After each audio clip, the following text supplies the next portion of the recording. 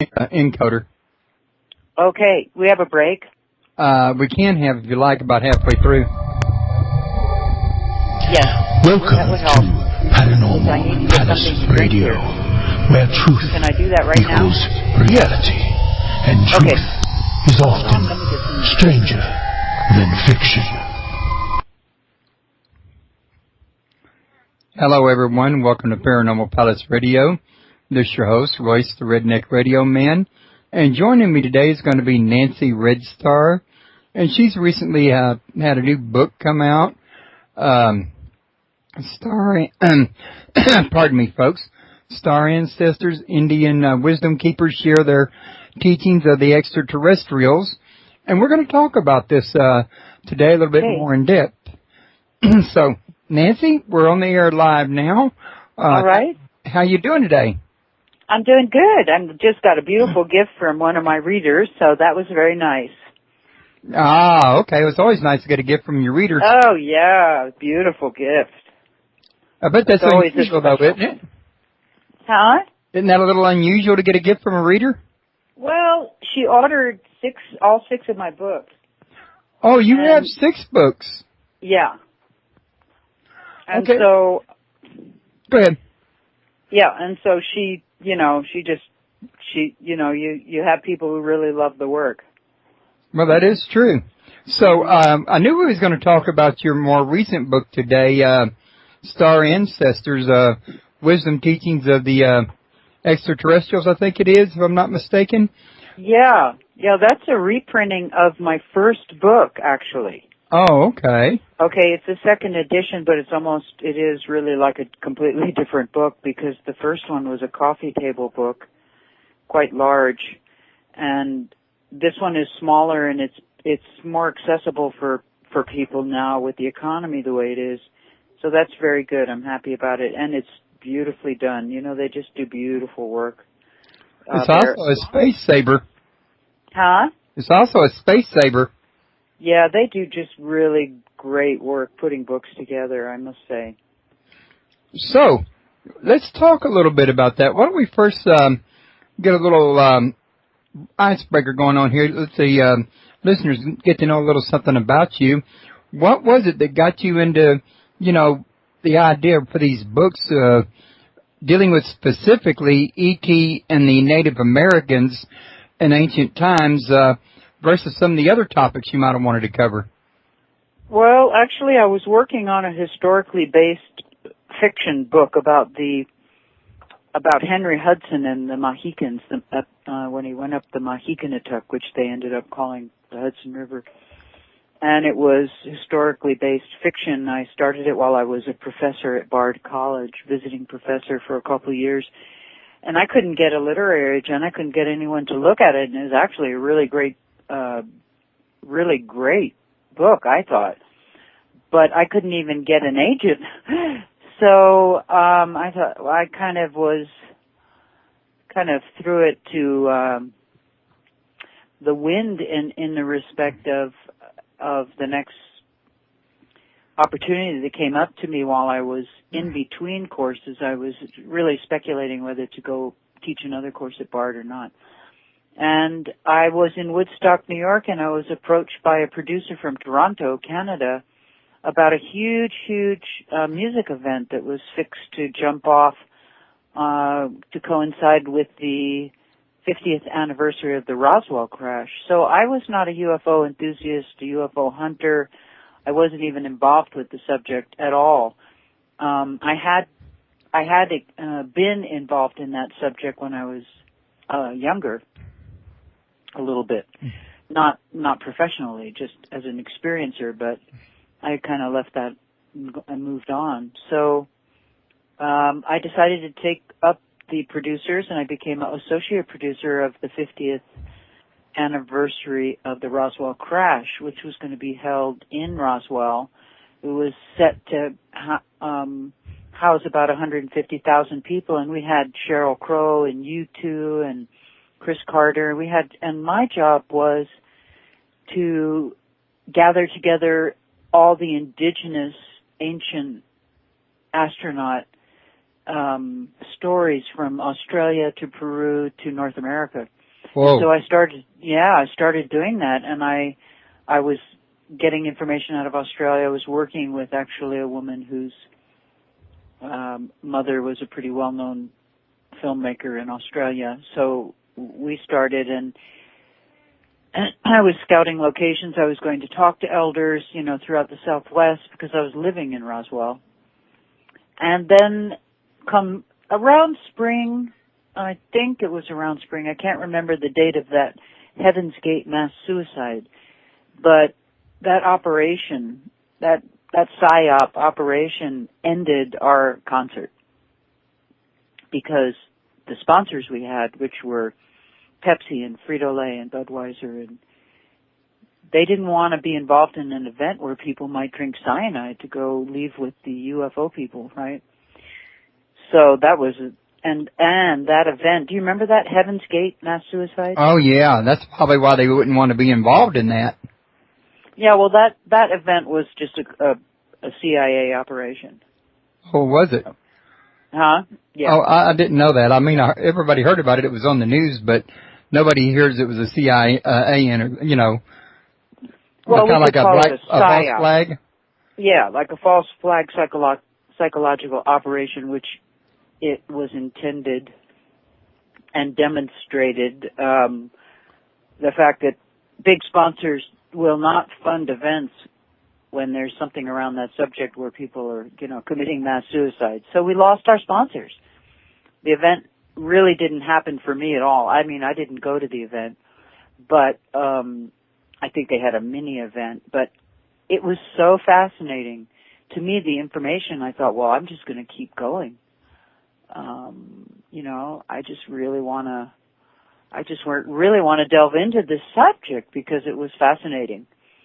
And I did just that, and I ended up getting Ballantine as a publisher and put together, it took me quite a while to put the proposal together with the actual interviews because, I had to go down into South America, Central America, to really confirm what I was getting, the readings I was getting from various elders up here. I felt, and the subject was somewhat taboo 12 years ago, It was still not something you talked about because of just everything surrounding the subject, the Madison Avenue and PSYOP and religion, abductions and religion, and it was just a whole ball of wax. But so I was able to go into the Yucatan, up into Chiapas, and talk to the Lacandon and talk to the historians for the Yucatan about the Mayan relationship and what kind of contact they had and where it was shown in their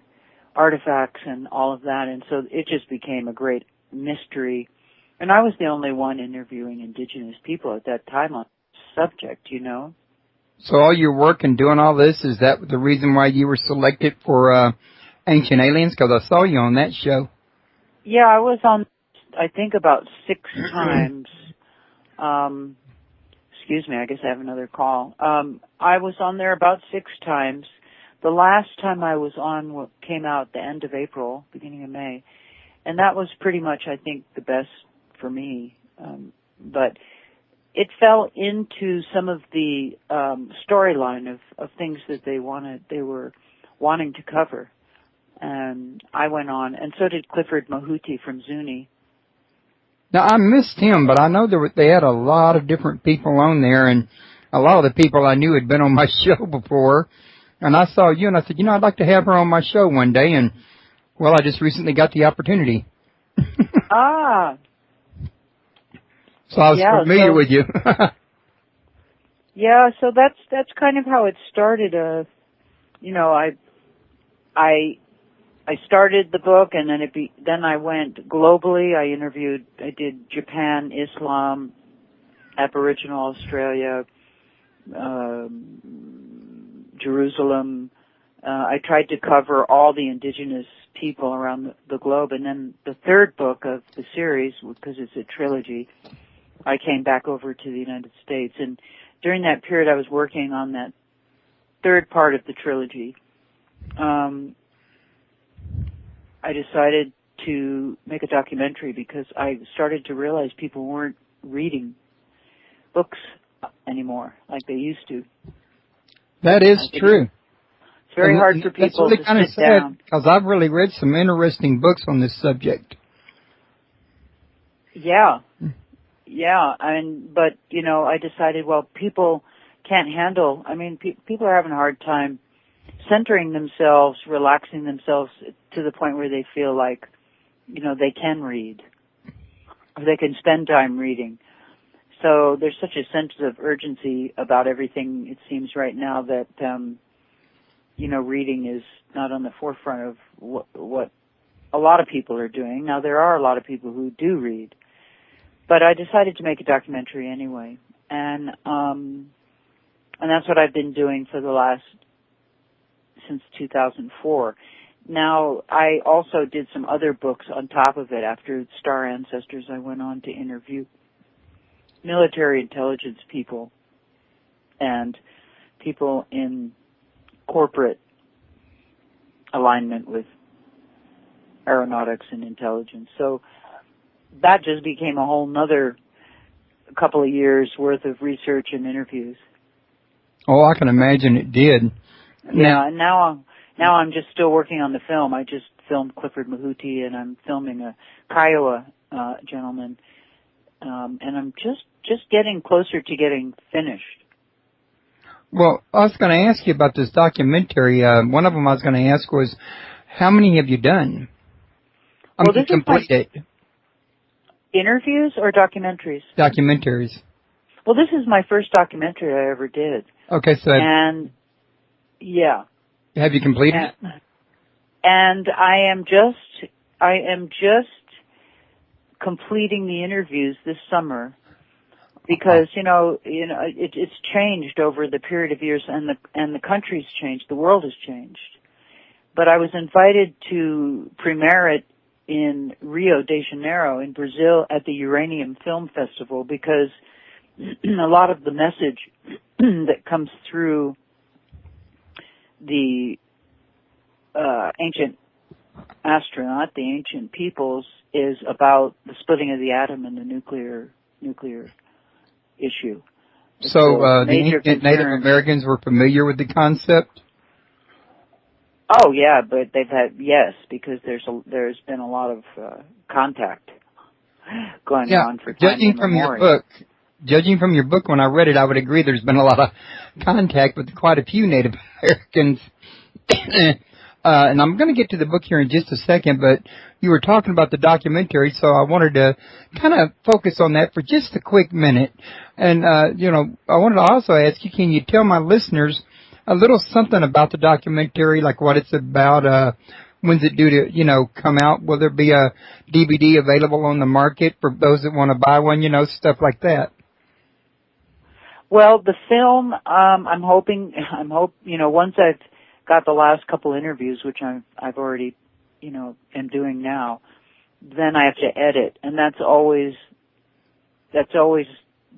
not the difficult part necessarily, but financially it is. It's hard to raise money to finishing funds right now. So that's kind of what I'm working with on top of it. I have an editor, and, I know I pretty much do the rough cut. So there's incredible music, incredible artwork, and the whole ambiance of the film is extremely uplifting. So that's what the film is really about. It's to uplift the subject into a language that people can understand, and also it has a lot of healing power in it. So people love what I almost have 1 million views on YouTube for my films and what I put out. So people really do like it. Getting a distributor in America is almost next to impossible, especially with what's going on in Hollywood. So I'm launching it overseas, and they don't want to hear Indians necessarily speaking historically on mainstream media. There's a blacklisting, and so to have Indians and UFOs speaking is even more blacklisted. Really? I would have never thought that. That really surprised me. Oh, definitely. Oh, they've got an agenda with the information they put out about this subject, and it is leading to an ultimate false flag alien hoax. But the word alien actually comes out of the Tavistock Institute, because London is involved with all of the information on this subject that is allowed to be released. They are the ones that authorize that. So alien is, you break it down, a lean. It's a lean, and basically it's a lean on your mind to think that a more advanced civilization would be worse than us. You know, I mean, look what's going on here.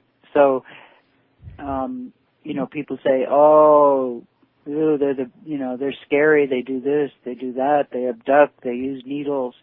But if you look at what's going on Earth, I would be reluctant to come here. What a beautiful planet, but look what the people are doing. They're just killing each other. So, you know. Seems like everywhere you turn, works both ways. For outer space, there's nothing but torture.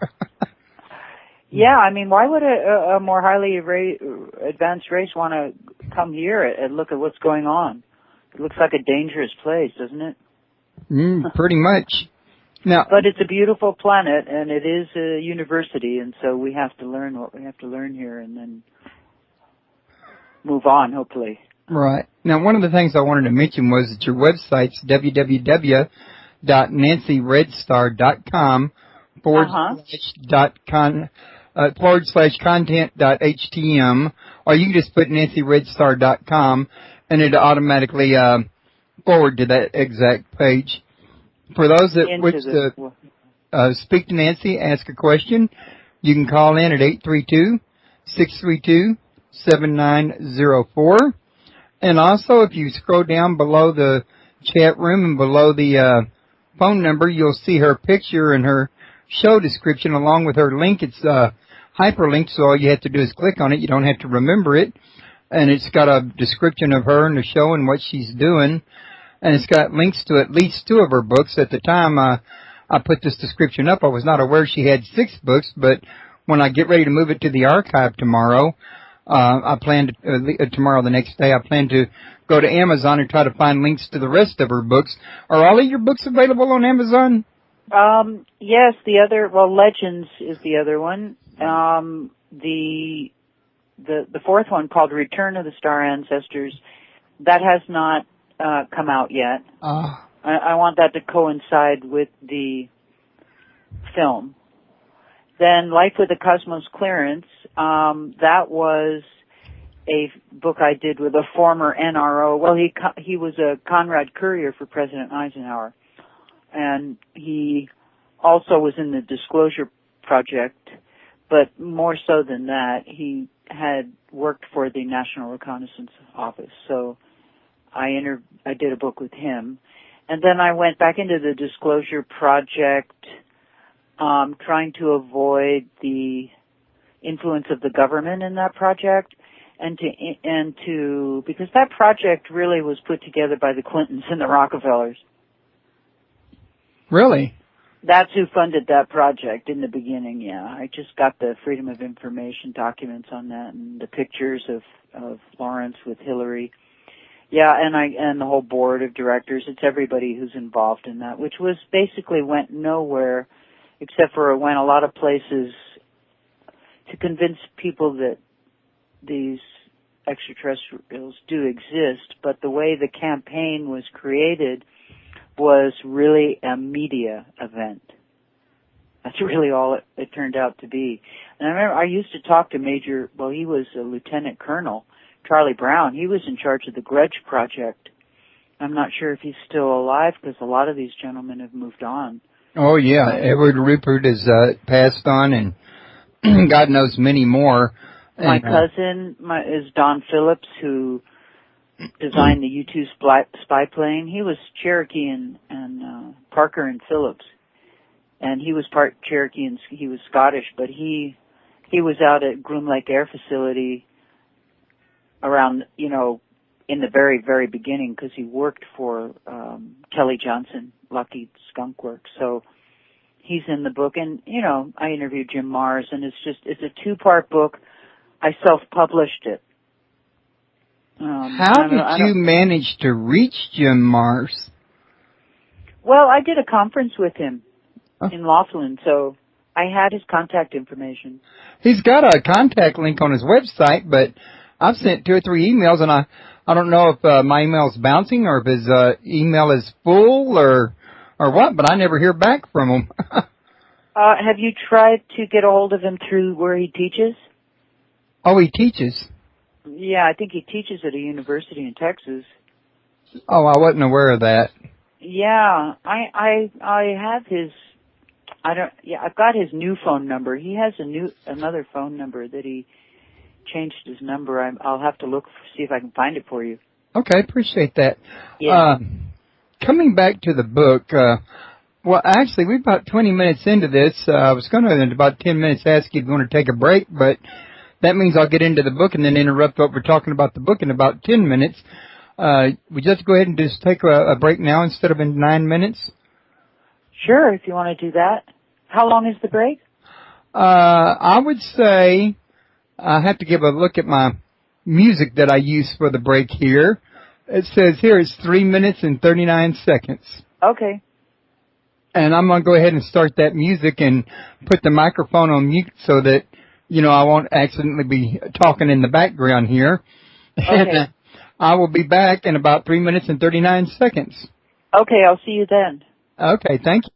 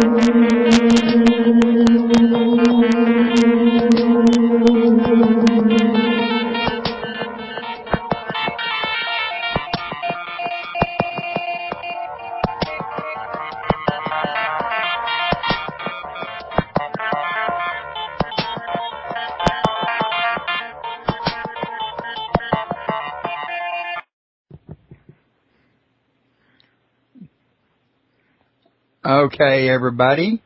We're back from break now. And as I said before we went on break, we're fixing to go ahead and start talking about her book, which was the original reason why we had the interview set up, but she had so much interesting things going on that I wanted to make sure y'all got to hear about that too. Now, Nancy, I've read your book, the one that I did mention that I did know about that I got a link to. Actually, I got a link to two of them. And one of the questions that came to my mind while I was reading it was, what is exactly the corn pollen prayer, and what's its significance? Because when the people in the book you talked to have mentioned it, it seems like it's important that you go back to doing this like they used to do it for some reason now in the end times. Yeah, it's really interesting because the theme, people say, well, what was the theme of your book, Star Ancestors? Well, one of the themes of the book was the seeds, to hold on to the heirloom open pollinated seeds. And when you talk about corn pollen, you're talking about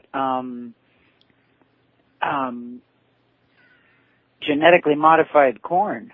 You can't get corn pollen from genetically modified corn. And corn is a very special, for the Salichi, for Cherokee too, Selu is the deity who represents the corn. And it's a very important thing because not only is it edible for your own sustenance, you can also pray with corn. It's used in many prayers. And that's true in South America, Central America as well. Corn is almost a language amongst indigenous people. So that corn pollen is only gathered at a very special time in the development of the corn, and also at the time of the pre-dawn. It falls like early in the early hours of the morning, and I have never collected it myself.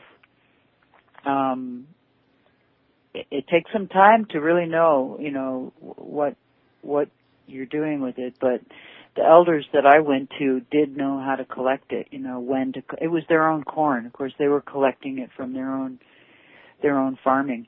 So, not that I do have a farm myself, but I haven't been growing corn. Right. So I usually go to the Dene. I always get my corn pollen from the grandmothers down at the Navajo flea market.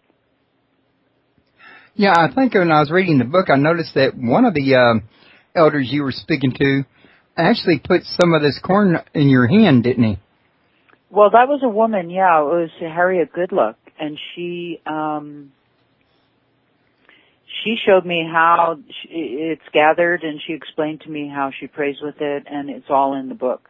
Right. She explains where it goes from your finger with the corn pollen on it, to your tongue, to in between your eye where your pineal gland is, and then on top of your crown.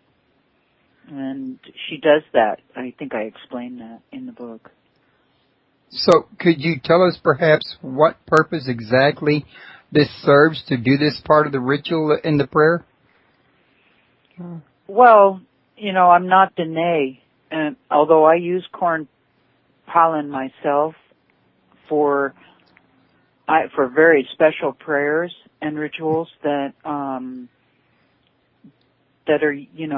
done either by myself or with somebody else with the corn pollen that I have, but it is an offering to the Creator. It should be done almost on a daily basis, where you embrace the four directions and you do the corn pollen prayer. Right. So it's got a lot of symbolic meaning too, then. Yeah. People don't really understand how difficult the Indian laws are, and the way things are done, and how long the preparation time is. It's very strict and very hard. And I think that's why so many people, Indian people, get really upset when other people are doing their ceremonies, because it takes years and years and years to get it right. To get it right, and you have to earn it. You just don't pick up a pipe and go here and take out Sweat Lodge and do this. And I mean, you're born into it, or you were chosen by the Creator for it, and then you have to apprentice with another person for years and years before you can assist anyone else, or even if you're going to be able to assist anyone else, if you're going to pass through your initiation. So, pardon me. I'm You're sorry, forgiven. I've got a little frog in my throat there to help me all Yeah. Now, So it is a very very long process, not to be taken lightly, and it's kept close to the heart, so that it is preserved in its purity and intention, Okay. One of the other things I noticed was there's sky elders, little people, and star ancestors. Are these like separate extraterrestrial races, or different names for the same race? It's pretty much different. It's different names for the same race or civilizations. Okay, so like different people, like the Hopi might call them sky elders, and the Cherokee might call them little people, and I'm probably not exact with that, but I'm just giving an example. Yes, you're right. And they appear to different peoples and different clan systems as different types of beings. Okay. So they may appear to a Maya different than a Cherokee or different to a Hopi. All right. Now, one of the other questions I was going to ask you, and this here, I don't think, if I remember correctly, was quite covered in your book. However, being an Indian, I've done a little research into, part Indian, my tribe, the Cherokee. But I know that the white man come over and took the Cherokee on the Trail of Tears, and I know that what the white man's done to the Indian in general, that's pretty much a historical fact. But one thing that's not really historical fact is was the white men converting all the tribes to Christianity like they did the Maya, or just certain ones, or? Oh, they've got all of the what I call charismatic type religions. You got Jehovah's Witness, and you've got Mormonism, and this was is a tool that's been used to decrease the power of the actual ceremonies and rituals and people themselves, bringing them into the church. Right.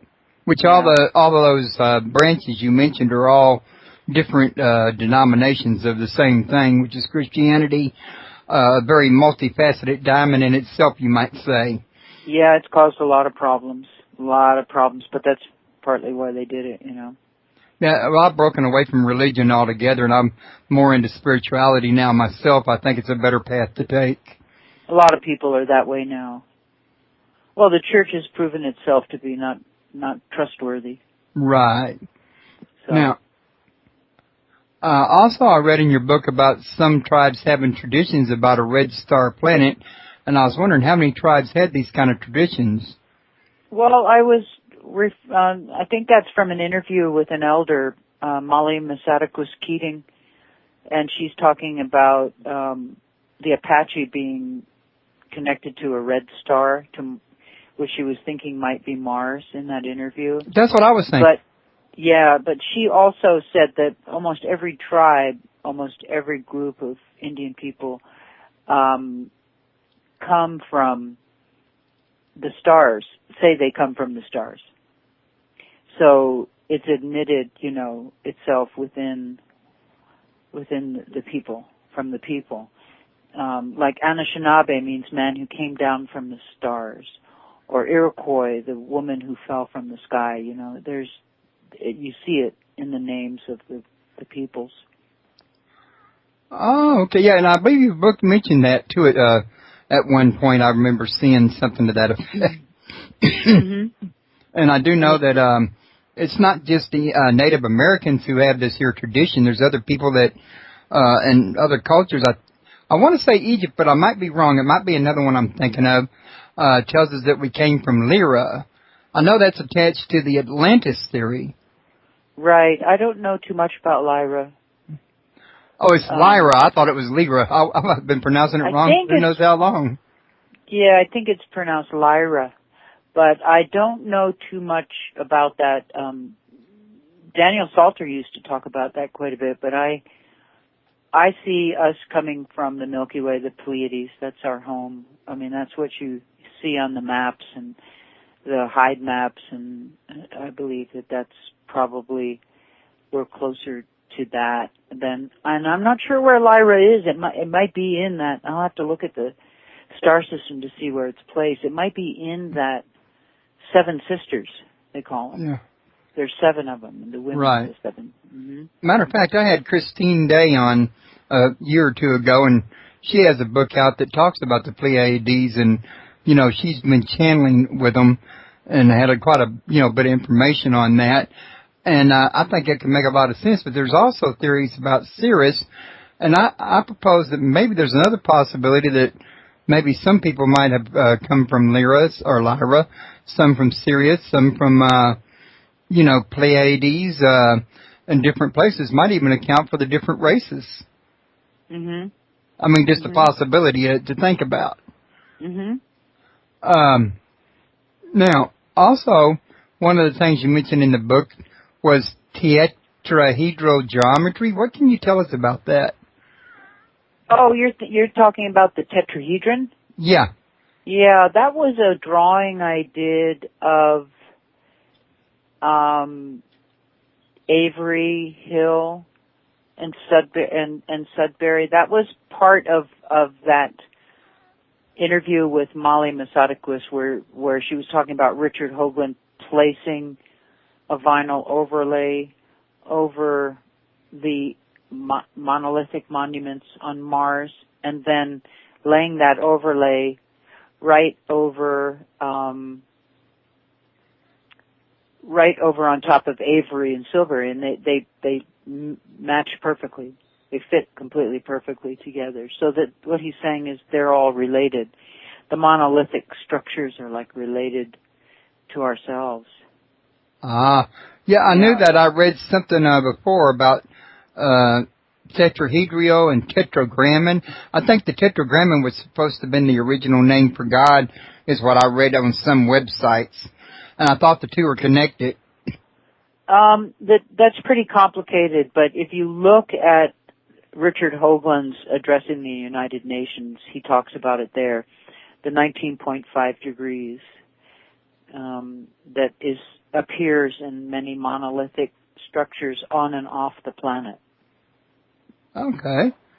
Now, I know I read an article on his website that deals with the fact that many planets have got this, or at least I know one of the planets he mentioned before, he had a picture of a great big tetrahedron at the very top of the North Pole that he mentioned, and he had a big, long, article about it that I thought was fascinating, but, I mean, it's been like years since I read it.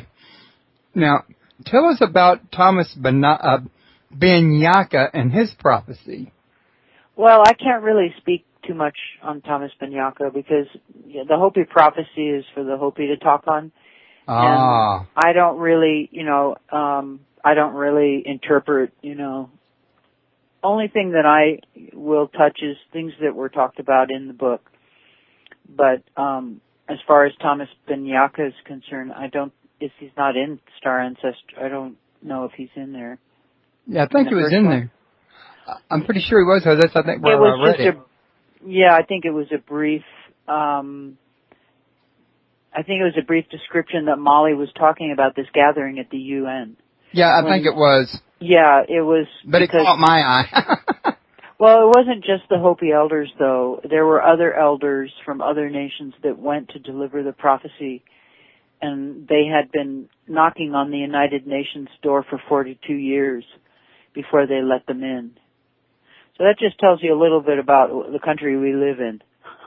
Right. Well, we know about the country we live in. It's pretty, we're conquistadors. Exactly. So, that was it. It took them 42 years. They delivered the prophecy, and now we're seeing everything fulfilled. The third great shaking, World War III, has been in the works, And, they talk about the earthquakes, but it's a very, very severe earthquake that, changes the geography of America. Oh, wow. That sounds kind of scary. You really have to read that chapter. Actually, you have to go on a little farther to Paul Duarte, who's Olmec in German. His mother is an Olmec Indian from Mexico, and the father's German.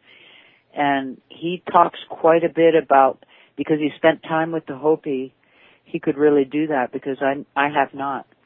And so, and also it's not considered really respectful to deliver other clans prophecy unless it's coming through an interview, you know what I'm saying? Right. So in that interview that Paul talked about quite a bit about some of what the prophecy talks about, which is worth reading. But it does, I have heard the Hopi elders, two of them, many years ago, went on the Art Bell show before he was kicked out of there. And they delivered the prophecy. They wouldn't even give their name because they were afraid of being threatened, because the Hopi Tribal Council is Mormon now. So the elders who are living that prophecy, most of them are all gone. But other people who are following that particular prophecy, on the radio, these two elders from Hopi speaking in their language and being translated said that there was going to be a horseshoe earthquake that was going to come like from the top of Oregon, up in that area near Alaska, all the way down, cut through the southwest, and then go all the way up the east coast. And it was going to literally, along the lines of kind of what Edgar Casey shows in his map. Okay. Well, I'm glad I'm in Houston, Texas then. It sounds like it'll miss me. Is that where you are? You're in Houston? Yeah. So I'll probably get a different catastrophe. Oh, yeah, I'm sure you will. You're going to have an energy catastrophe. I hear there's some problems over there with energy. Yeah. Well, I also wanted to ask you that, because I think I read something about this in your book, that according to the Hopi, there's been different worlds here before. You got any idea how many different worlds we've had here? Well, again, it's not just the Hopi. There are the Lakota also have come through other worlds, and the Pueblo too, and even the Cherokee have talked about different worlds. So, yes, and the Maya, they call it the fifth fire. So we're moving into the fifth fire. We're in the fourth fire, moving into the fifth fire. So by different world, what we're really referring to here is kind of like the 26,000 year period where the pole shift happens and the planet as we know it reworks itself, gets destroyed, and a new, everything starts off again, or are we talking about? That isn't really, that's sort of a Madison Avenue thing. They've created a lot of movies about 2012 and the Maya prophecy. That is one calendar, only one. And not only that, for instance, the woman I interviewed who was a calendarist was Guatemala.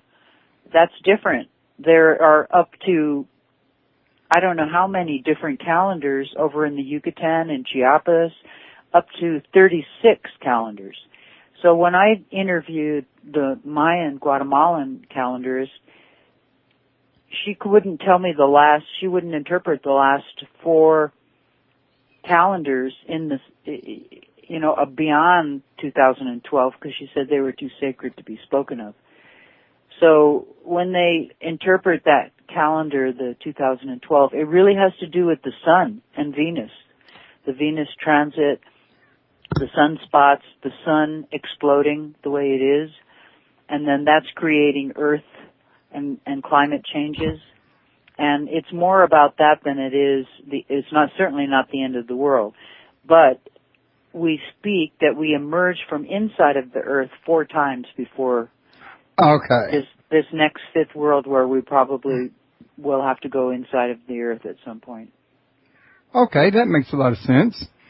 Also, it lines up with an article I read online on Yahoo News once about somebody said that they had found another more Mayan text that indicated that wasn't meant to be the end, that there were more calendars made and stored in a different place, in other words, which is kind of like what you're talking about. Yeah, well, unfortunately, when they put out the Mayan calendar, everybody who writes books and everybody who gets on and does films, and they're not Maya. Well, that's true. So, number one, you're not getting your information from the source. You really need to get the information from the Maya, and they were very upset and very disturbed by the type of publicity that particular calendar that particular cycle was getting, because it was untrue. Right. Also, in your book, you mentioned that a Hopi legend that tells of the destruction of Atlantis.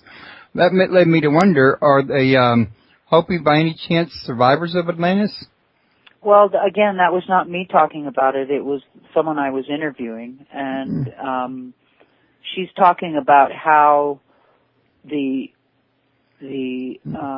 people were rescued from Atlantis. See, the inside of the Earth is inhabitable, and there's two holes on either end. I mean, you can look at NASA photographs, which they don't really, if you can find them, because there's a hole at either end of the poles. So the inside of the Earth is inhabited. And so what she's talking about is at the time of Atlantis, how people were rescued.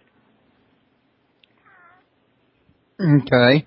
And, you mentioned a very good point there. Every one of these questions I ask you regarding the book, your book is really a collection of interviews you've done with various elders and various other, Indians or Native Americans, should I say, that which we realize that's not like you have the actual knowledge yourself, but you have what you've talked to them about, in other words. Yes. I was kind of delivering the mail. Right. Well, with the mailbag full. Yeah, actually, that book's plumb full of mail. I'd give you that one. Yeah, it's really unbelievable. I had no idea. Like I said, I didn't know what I was doing necessarily. I just knew that I had a mission to fulfill, and that meant talking to elders, people that I could find who were willing to talk about this subject at that time, because that was quite a few years ago when I started this. And there's a lot more Indians maybe on the circuit, more you could say, on the conference circuit than there were then. But the people who really had the knowledge and didn't sell it and do the circuit and all of that, they've all gone. And most of them would never go out and do those kind of, they weren't professional speakers, But they had all the information. Right. And of course, in your book, you only got so much room for, so much of the information. And some of this stuff, I did kind of take the assumption that you perhaps had talked to them about some of these subjects a little more in depth than what you had the room to write in the book, in other words. Well, there's just so much, you want, there's just so much you can fit in a book, and then you have to deal with editors. So, chapters that were longer became shorter, because you have to do that. Right. But I think it's very, there's no sugarcoating in that book. I mean, if anything's sugar-coated, it could be my free prose. But other than that, it's straight from their mind and thought to paper. And I did everything by longhand. I didn't want to pass this information through the wires at that time. I was told just to do it all, transcribe it all by hand, and write it all by hand, which is what I did for the first couple books. I did everything longhand. Yeah, I think you even mentioned that in the book itself. Yeah, just because of the nature of the information and then the warnings that came through about the wires. With the smart meters and the wires, now we've got dirty electricity in our house. Right. So they were right about the wires. I've unplugged a lot of my wires since I found out I had a smart meter on my house, which when they put it on, they didn't tell me it was digital. And that's all the new smart meters are digital. They're bad. Mm-hmm. They've got electromagnetic frequencies, much more so than what we had with an analog. Yeah, everything's going digital, though. Yeah. Okay, now, also, I was wondering if you could tell us anything about time travel and time travelers. Well, I don't know what do you mean? That's a broad subject. Yeah, it really is, but I think it was mentioned that, in the book, if I remember correctly, I'd have to go back and double check it, that I think one of the tribes in there had mentioned time travel and time travelers, like there had been visitation before, or did I misunderstand that, or am I getting that from somewhere else and putting it in here? Well, I mean, it is part of, well, put it this way, part of the transformation that humanity is going through, those that are awake, is it really has to do with that chakra system and the awakening of that pineal, reawakening of the pineal system, which unfortunately, when they put fluoride in the water, it coagulates in your pineal gland. So people have to work at taking medicines that will empty that out, and because it gets hard like a cuticle. And that's one of the things that drinking clay does, drinking various types of clay, and also elemental gold. It repairs the pineal gland and the DNA. So there are things that people need to do in order to go through this transformation, because it requires a certain frequency and a certain behavior. To go into the next world won't be like this one. Right. I can't say what it'll be like, but it's going to be completely different. And we're in that process of going there. So we can see everything falling away, what we thought as lifetime structures just completely dissolving. And I like the Great Pyramid. Well, not so much like the Great Pyramid, but everything that we know in the material in the fourth dimensional reality or third dimensional reality that we have been living in is changing. Everything we thought was going to be there for us is not there. Something else is going to be taking its place, and we have to really build that next world, at least even in our minds. You can't go into the next world with an M16. It isn't about that. That's what my feeling is. Yeah, and you know what? Further down the road this month, I'm going to have a guest come on my show called Neil Kramer, and he's got a book out called The Unfoldment, and he talks about this here fourth dimension quite a bit in his book, and I really hadn't planned on mentioning him during this show, but since you did mention the fourth dimension, I thought it was a good time to, kind of add that in there that, there's somebody else out there that's on a similar wavelength, in other words. Yeah, so we're being prepared. I mean, this is about our evolution. It's not just a Mayan calendar cycle. This is about our evolution as a species. And it's not just a Native American belief or, Hopi belief or something like that. I mean, this is something that's been around in many different cultures around the world. Yes, that's true. That's why I really wanted to broaden it by going and interviewing Tibet and Japan, and to see their prophecy and their time of unfolding is the similarities, and they're just the same but coming through different cultures and different forms of words. Okay. Now, I was noticing we've got like 7 minutes left, and I wanted to give us a little bit of time before we got out of here for you to, let us know of anything that I may not have thought to cover that you'd like my listeners to know about. Well, I just think that what people are dealing with is a great amount of extraneous stimulation. Some of it is created en masse, and some of it is arbitrary. And that to realize that a lot of the drama and the crisis that we're experiencing is theater that's been created for an agenda that has nothing to do with the agenda, has nothing to do with the evolution that I'm speaking of. Because if you're looking at wars and you're looking at fear and you're looking at violence, well, you're looking at a system of governing people, meaning that keeping the war machine going is a standard of living. It's an actual lifestyle that has been created around us. And that sometimes it's often, I'd say 80% of the time, it's completely manipulated. Actors, stories created that look real to the mainstream. but a lot of them are just theater. And that just perpetuates and continues the fear. And so we can't go into the next world with that hatred and racial and war and fear. It's not going to be about that. So people will be misguided if they continue to stay plugged into the feeding of information, which is disinformation. So, you know, basically the reason I wrote Star Ancestors was to try to clarify the boogeyman theme, you know, that has been put forth to people about a more highly advanced race.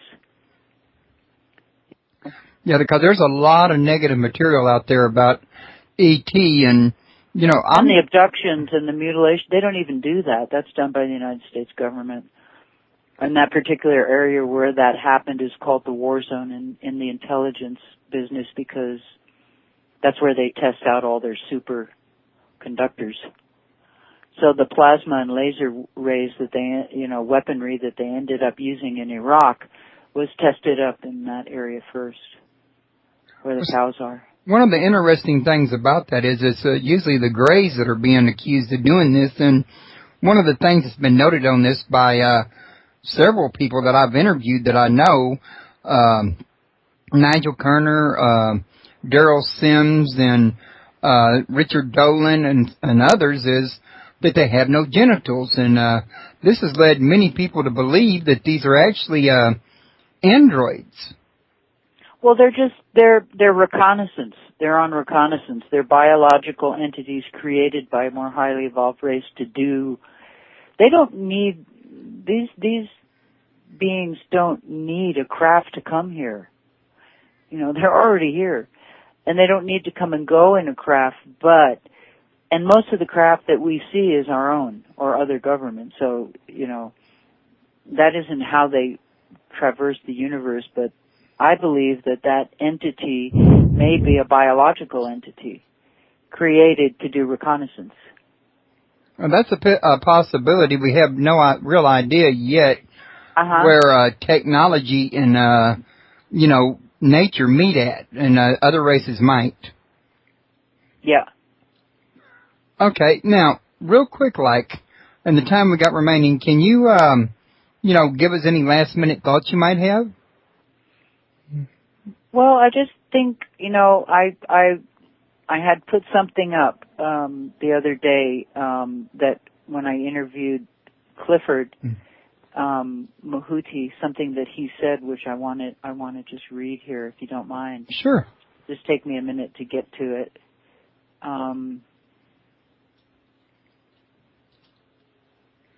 Let's see, it's right over here.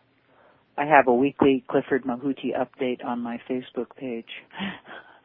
And, okay, so this is from Clifford. The entire planet is going to go through a split, spiritually, politically, economically, personally, and physically. The Earth will split geologically. A rift will occur, resulting in an entire imbalance of life. Stop, look, and listen. We have deviated from the natural and cosmic laws. So that's what people need to do. They need to stop, look, and listen, and find out about the natural and cosmic laws, and be aware that everything is splitting apart. All righty. And I think that you got an excellent point on that one. I mean, you know, God knows we've been destroying everything ourselves for, you know, hundreds of years. I would say thousands, but the real damage didn't really start until, you know, we came over here and founded America, I don't think. Pardon? I was talking about what you was mentioning there, in other words, about the damage that's being done and how we need to be, you know, paying attention to cosmic laws and things, because, you know, part of the damage that we're doing is by breaking these cosmic laws. Exactly, yeah. Okay. Yes. Well, I tell you what, it shows that we're out of time now. But, you know, Nancy, I've had a great time, and I'd love to have you come back, especially I'd love to. When your video comes out. You got my email, you know, stay in touch and, you know, keep me posted, and I'll try to stay in touch with you. Yes, and would you do me a favor? Could you send me a link to your radio show? Because I can't find it on my emails. That way I can have a link to the interview. Okay, I will most definitely do that. And in fact, I thought I'd already sent one. I usually do. And I'll be sending you a link to where I got it posted in the archive as well as where I posted it in YouTube. Oh, thank you. And Dead in Motion, because this is going to be turned into a video before I post it. Yeah, okay. Oh, you're going to put it on YouTube? Right. Yeah. I'm going to take your picture, my picture, and the book cover and add them all to my video maker and add the show to that, and then I'm going to combine them, and it's going to be like a video in the end. Okay, yeah. So yeah, that's what a lot of people do.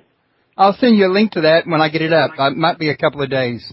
Okie doke. Thank you very much, and I really enjoyed meeting you. I enjoyed meeting you, and it's been a pleasure talking to you. Okay, Royce. You have a good day. Thank you. Bye-bye. Bye-bye.